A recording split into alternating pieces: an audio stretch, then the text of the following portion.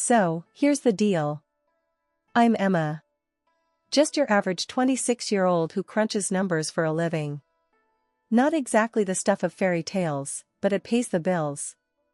Married to Jake, a guy who's managed to stick it out as a college teacher without losing his mind. He's 30, by the way.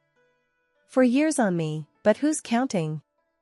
We've got this cozy little setup, our own place, away from the world's drama. Or so I thought. Enter Laura, Jake's mom, a storm dressed like a Sunday morning. From day one, she made it clear I was about as welcome as a tax audit. First time I met her, she looked me up and down like I'd just crawled out of a bargain bin. "So, you're the accountant," she said, voice dripping with something cold. "Yes, ma'am," I replied, trying to keep it together. "Interesting," she muttered, turning to Jake. "I always thought you'd end up with someone more." That more hung in the air like bad perfume. I knew what she meant. Not fancy enough. My parents aren't exactly headline material, just hardworking folks. But Laura, oh, she expected her son to snag a princess, I guess. And there I was, Cinderella without the fairy godmother. Jake, bless him, didn't see it. Or chose not to. "Mom's just old-fashioned," he'd say, brushing it off. But every visit, every family dinner, Laura's jabs got sharper.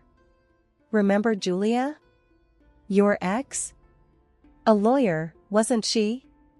Such a shame you two didn't work out." I tried to laugh it off, focus on the good stuff. Like how Jake and I were building our own little world, job stability, a house, planning for a future together. But Laura's words, man, they stick to you like gum on your shoe. One day, we're over at their place for dinner. Laura's laying it on thick, praising Jake's accomplishments, how he's a shining beacon for the family. Then, with a smile that could freeze hell over, she turns to me. "And Emma, still playing with numbers, I see. How quaint." Jake finally piped up, "Mom, come on. Emma's doing great at her job."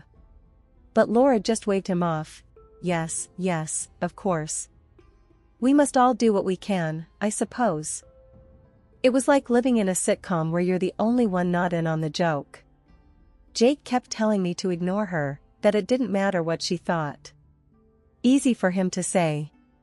He wasn't the one getting the verbal side-eye every time we crossed the threshold. I started dreading those visits, the tension, the backhanded compliments. It was like walking into a minefield, blindfolded. But I sucked it up, for Jake.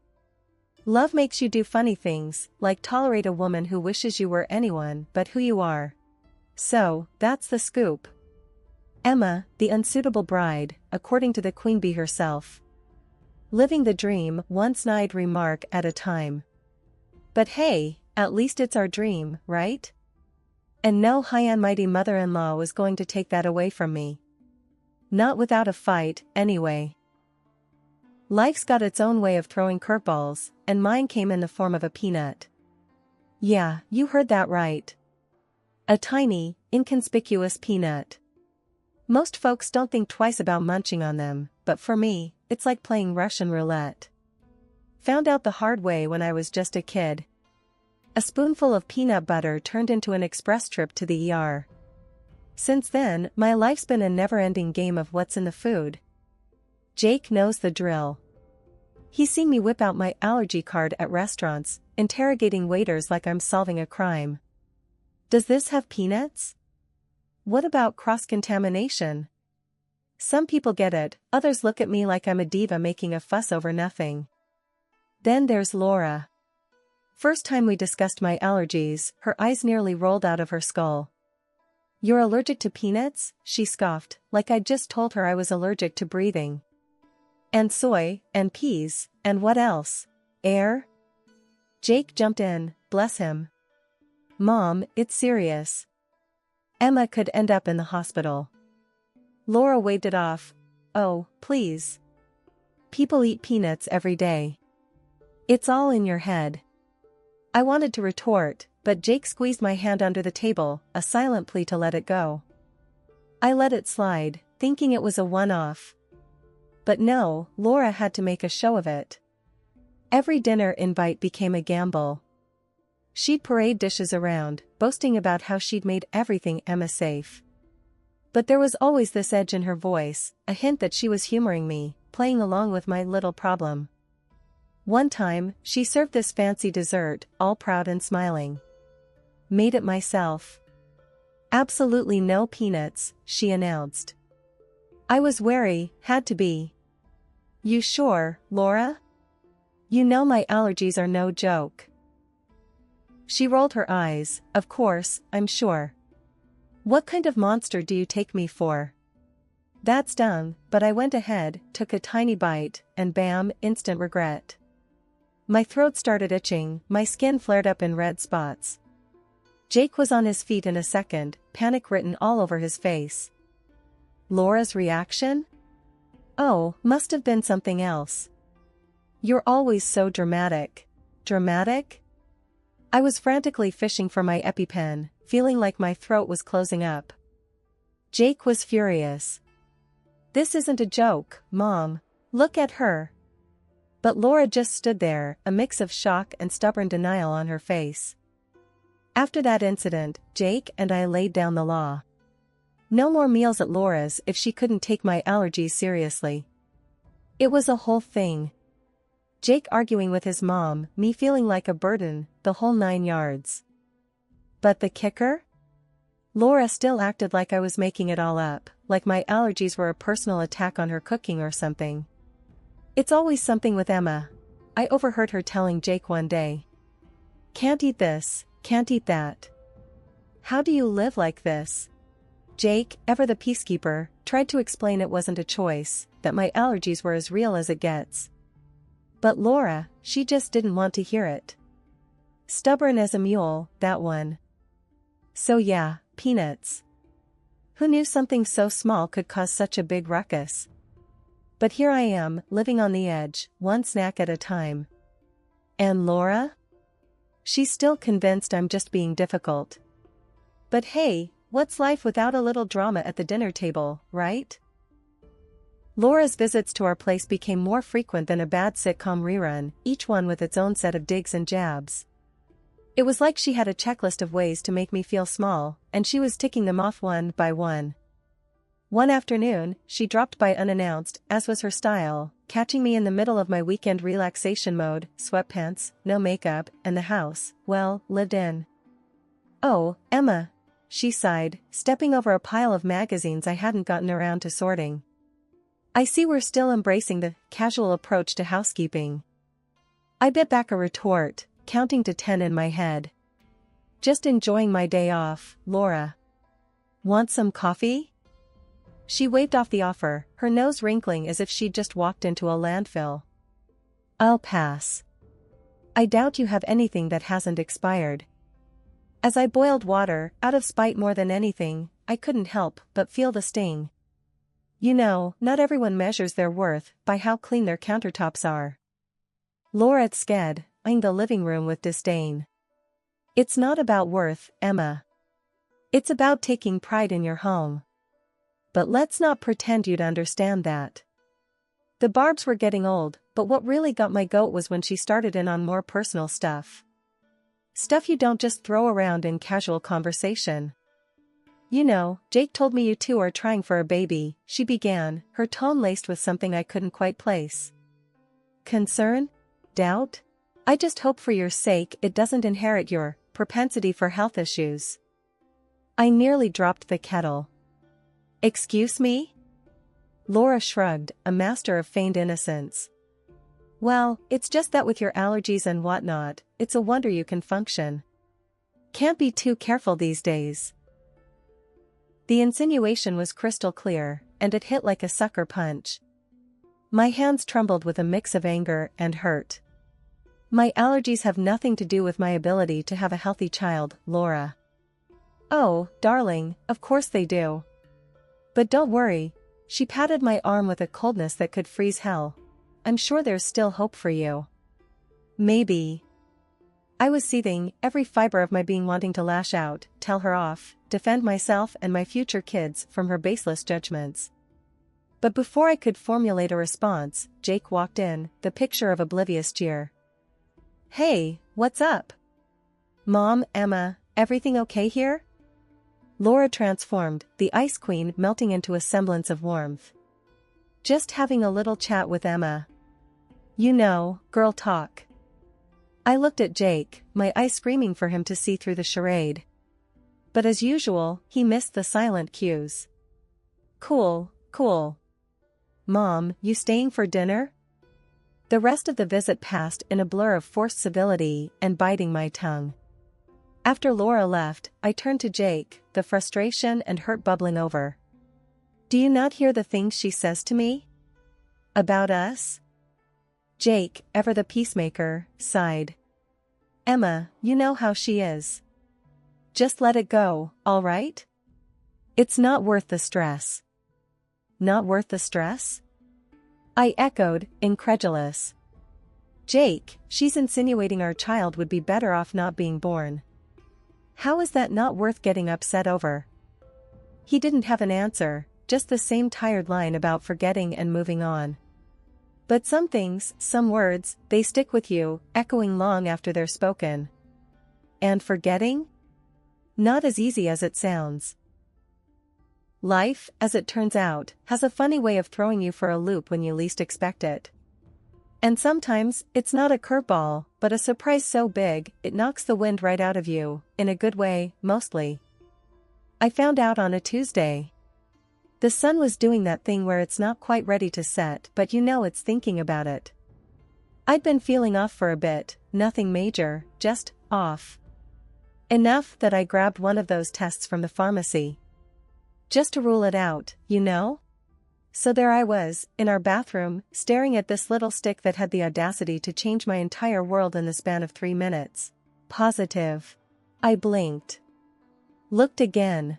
Still positive. "Jake." My voice echoed off the tiles, a mix of panic and something I couldn't quite place. He was there in a heartbeat, the worry lines on his forehead already in full display. "What's up? Everything okay?" I handed him the test, my hands shaking. "Does this look positive to you?" He took it, squinting at the tiny window before his eyes shot up to meet mine. "Holy. Are you?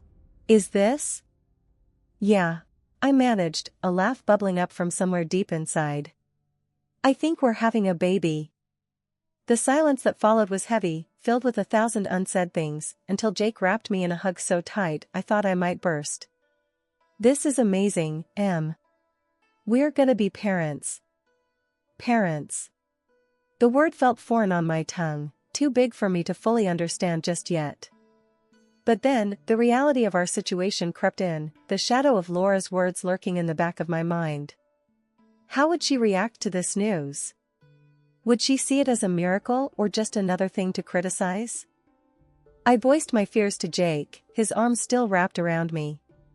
"What about your mom? You know what she's been saying."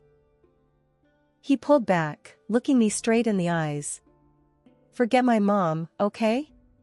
This is about us, our family. We'll deal with her when we have to." Easier said than done, but in that moment, with the setting sun casting a warm glow around us, it felt possible. We were in this together, come what may. After the initial shock and joy had settled a bit, Jake suggested we call his parents to share the news. I felt a knot form in my stomach at the thought. Laura's reaction was the wild card I wasn't sure I was ready to deal with. Still, hiding it wasn't an option, and part of me hoped for the best. We started with Jake's dad, Michael. He picked up after the second ring, and Jake wasted no time. "Dad, we've got some news. Emma's pregnant." The enthusiasm in Michael's voice was palpable, even through the phone. "That's fantastic. Congratulations. I'm going to be a granddad." His genuine excitement was a balm to my anxious heart. If only we could bottle up his reaction and serve it to Laura. Speaking of the devil, it was her turn next. The call went on speaker, and after the usual pleasantries, Jake dropped the bomb. There was a pause, a long one, where you could practically hear Laura processing the news. Finally, she spoke, her voice lacking its usual sharpness. "Well, this is unexpected. We must celebrate. I'll organize a family gathering in a couple of weeks. Invite everyone to share in the joy." Her words caught me off guard. Was this the same Laura who critiqued my every move, who doubted our future happiness? Jake, however, didn't skip a beat. "That sounds great, Mom. We'll be there." I nodded in agreement, though no one could see it. What else could I do? Despite my reservations, this was an olive branch, wasn't it? Or a well-disguised thorn bush? Only time would tell. As we hung up, Jake was beaming, caught up in the excitement of becoming a dad and perhaps, naively, the hope that his mother's reaction signaled a change of heart. Me? I was more cautious, the skepticism a hard shell to crack. As I lay in bed that night, Jake's steady breathing a comforting rhythm beside me, my mind raced. What would this family gathering hold? Would it be a genuine celebration, or was I walking into a lion's den, dressed up as a baby shower? Laura's sudden shift from ice queen to gracious hostess didn't sit right with me. But, for Jake's sake and our baby's future, I was willing to play along, at least for now. The upcoming holiday loomed large in my thoughts, a mix of hope and unease swirling together. What would be waiting for us, indeed? Pulling up to Jake's parents' place felt like stepping onto a stage, the evening set for a performance with an audience of family members ready with their congratulations. The warmth from their well wishes was genuine, a stark contrast to the usual chill I felt from Laura. Yet tonight, even she managed a smile that seemed less forced than usual, her congratulations carrying a hint of something resembling happiness. But it was Michael, Jake's dad, who caught my attention, his usual bright demeanor replaced by a shadow of unease, his smiles fleeting and distracted. As we all gathered around the table, laden with more dishes than a holiday feast, I played it safe, sticking to the foods I knew were clear of my laundry list of allergies. That's when Laura, in a move that felt out of left field, gestured towards a sweet pie. "Emma, I made sure this was something you could enjoy.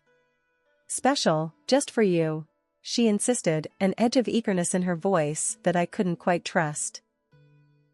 Tentatively, influenced more by the hope of peace than appetite, I reached for a slice. But before it could even land on my plate, Michael's hand came out of nowhere, sending the plate, pie and all, crashing to the floor. The room fell into a stunned silence, every eye on us, Laura's face draining of color, her shock mirroring our own.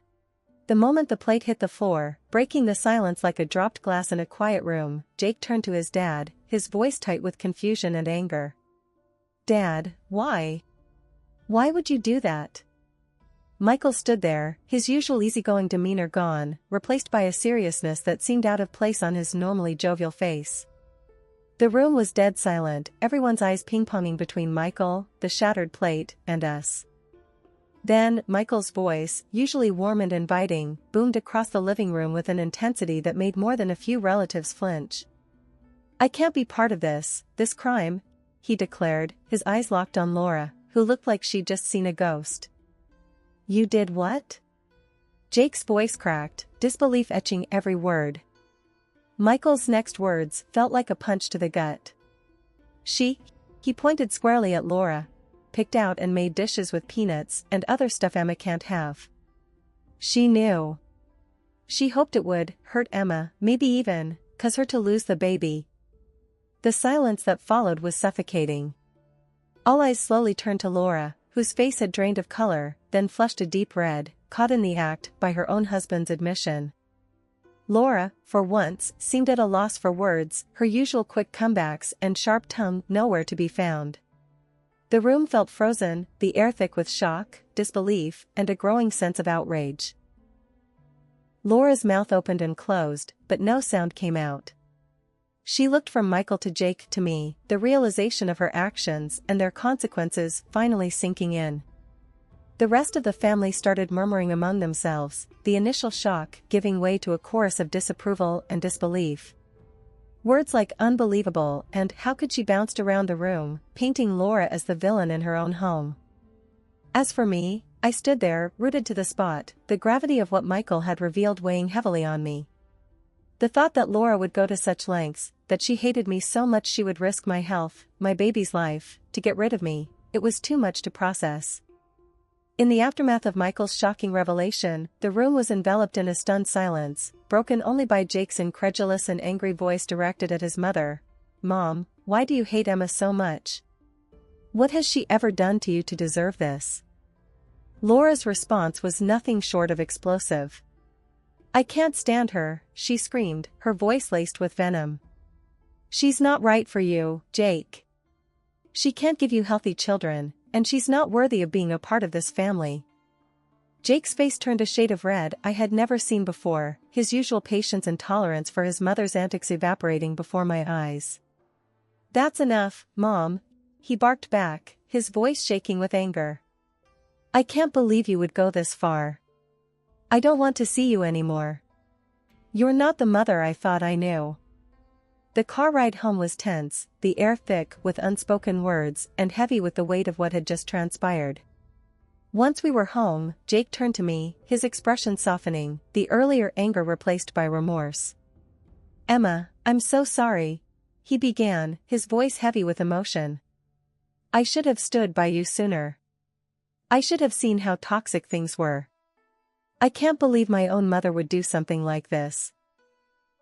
I could see the pain in his eyes, the struggle between his loyalty to his family and his love for me. "Jake, it's not your fault. We couldn't have known she would do something like this," I replied, trying to offer some comfort despite my own swirling emotions. But the damage was done. The relationship between Jake and his mother, once unbreakable, was now fractured beyond repair. Laura had become a pariah not just to us, but within our wider circle of family and friends. Her actions, driven by irrational hatred and unfounded fears, had isolated her completely. Michael, who had stood up and revealed the truth at the risk of his own marriage, eventually found it impossible to stay with Laura.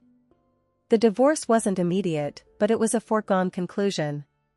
Living with someone capable of such malice, who had plotted against their own unborn grandchild, was more than he could bear. Life, as they say, finds a way to march on, dragging us along for the ride, ready or not. After the storm settled, Jake and I found ourselves back in the rhythm of our daily lives, but with a newfound appreciation for the quiet moments of peace and an eagerness for the future, especially with our little one on the way.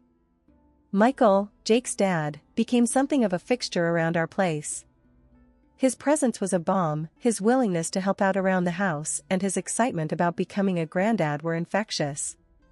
It was nice, having him around, feeling like we were building a new kind of family unit, one built on mutual respect and understanding rather than obligation and expectation. "We're really doing this, huh?" Jake would say, hands resting on my belly, a smile playing on his lips. "We're going to be parents." "Yeah," I'd reply, the reality of it all washing over me in waves of joy and nervous anticipation. "We're going to be great, you'll see." As for Laura, her name rarely crossed our lips these days. The wound she'd inflicted was still too fresh, the betrayal too sharp. Yet, whispers of her new life would occasionally find their way to us through the grapevine. Living in a small rented apartment, returning to the workforce after decades, it was a far cry from the comfortable life she'd once commanded with such authority. I'd be lying if I said I felt sorry for her. There was a time when I might have, when empathy for her situation would have come naturally. But after everything, sympathy was a hard sell. The choices she made, the malice with which she tried to tear our little family apart, it was unforgivable. "It's a shame, really," Michael would say on occasion, a distant look in his eye. "She made her bed, though." "Yeah," Jake and I would agree, the subject quickly changing to more pleasant topics. There was no joy in dwelling on Laura's downfall. Our focus was on the future, on the arrival of our child, on the family we were building together, one filled with love and devoid of the toxicity that had once threatened to consume us. "We've got each other," Jake would remind me, his hand finding mine, a silent promise of support and solidarity. "That's all we really need." And he was right. As we waited for the birth of our child, hope was a constant companion.